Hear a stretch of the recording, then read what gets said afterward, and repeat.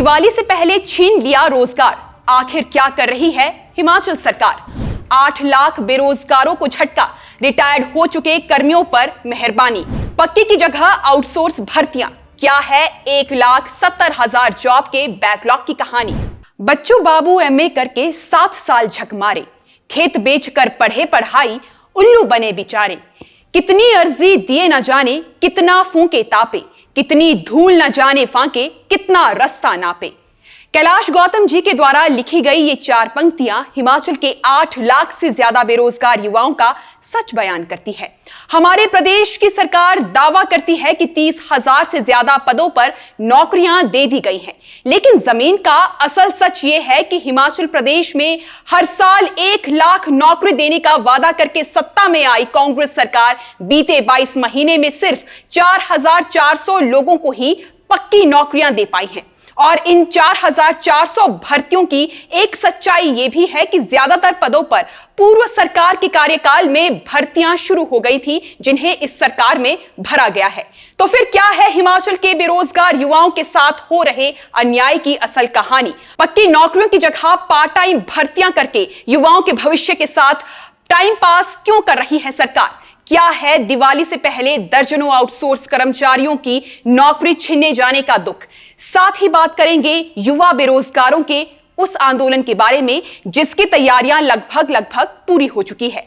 इसीलिए वीडियो को अंत तक जरूर देखिएगा। साथ ही आपकी आवाज उठाने के लिए सब्सक्राइब कीजिए हमारा यूट्यूब चैनल।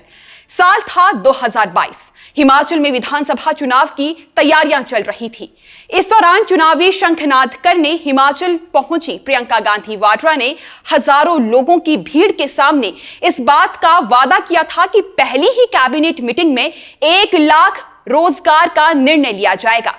मगर राज्य में सत्ता परिवर्तन के बाद पोस्ट कोड 965 JOAIT भर्ती का पेपर लीक हुआ।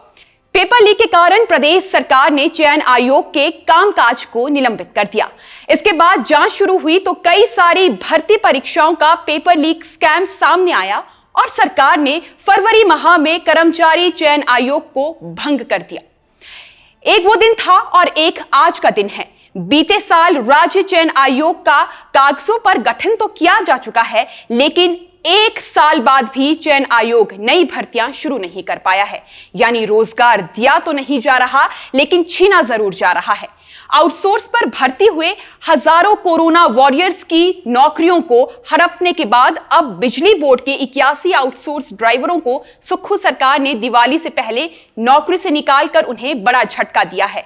इससे पहले सुक्खू सरकार ने बिजली बोर्ड में एक्सिन SDO सहित बड़े अधिकारियों के 51 पद खत्म कर दिए थे और अब इन दोनों ही मामलों को लेकर बिजली बोर्ड के हजारों कर्मचारी प्रदेश सरकार पर भड़क उठे हैं।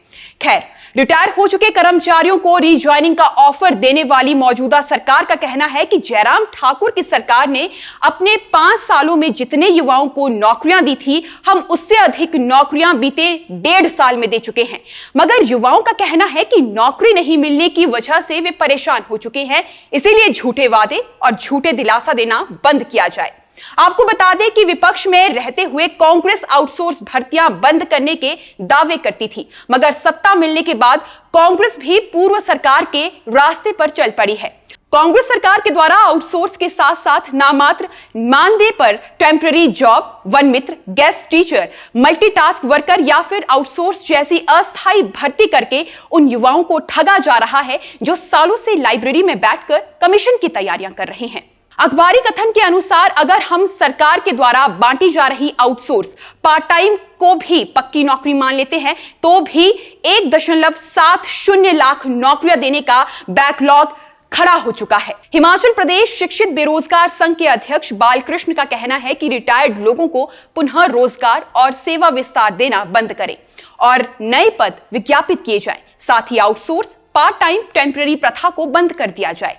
इसके साथ ही उनकी तरफ से सरकार को चेताते हुए कहा गया है कि नौकरियां नहीं मिलने पर बेरोजगार दिवाली के बाद मजबूरन सड़कों पर उतर आएंगे और इस आंदोलन की तैयारियां उनकी तरफ से पूरी भी हो चुकी हैं। खैर, कुल मिलाकर कहें तो कॉलेज के सब बच्चे चुप है, कागज की एक नाव लिए, चारों तरफ दरिया की सूरत फैली हुई बेकारी है। रिपोर्ट पसंद आई हो तो अपना सपोर्ट दिखाइएगा और वीडियो को लाइक और शेयर जरूर कीजिएगा। अभी के लिए बस इतना ही, इजाजत दीजिए, नमस्कार।